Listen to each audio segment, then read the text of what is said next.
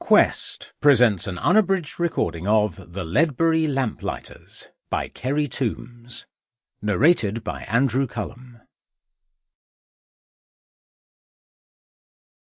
Prologue. Dinard, Northern France, November 1888. He had always known, of course, that eventually he would have to kill her. That much was certain. The outcome of their liaison had never been in dispute. The only question that now remained was when and how the deed would be performed. 4 weeks previously he had sought her out in the drinking taverns of Whitechapel. There he had watched her as she had flaunted her crude charms in front of her prospective customers. Later he had followed her down the dark alleyways of the neighbourhood, where he had observed with almost clinical aloofness the coarse nature of her trade, while he had waited for his opportunity to speak with her alone. Finally, one night he had felt sure of himself, and had confronted her in the alleyway near her lodgings. At first she had laughed at the elderly, shambling man with his grey hair, flowing beard, and polite speech. But as he had shown her the gold coins in his gloved hands, he had witnessed the look of greed flutter across her eyes, and knew that she would eventually undertake all that would be demanded of her.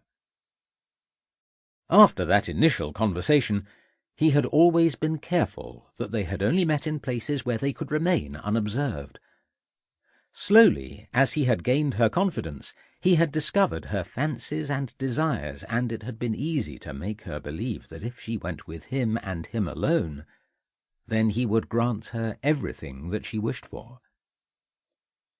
At the same time he had been sure to swear her to secrecy, declaring that their association would end if she told anyone of his existence. When he had informed her of his impending visit to France, he had known that she would be only too anxious to accompany him, and it had been easy for him to send her on ahead to Portsmouth, while he had used her room to complete the work he had begun so earnestly earlier that autumn. Before the body had been discovered, he had left the capital well behind him, and by the time the news of his latest atrocity had been printed in the newspapers, they had arrived safely in Brittany. At first she had wanted to travel on to Paris, but he had insisted that they remain in Saint-Malo for a few days, and when he had taken her to the costumier's to purchase some new clothes for her, she had been more than pleased to comply with his request. As they had made their way down the narrow, winding streets of the historic town or Sample complete. Ready to continue?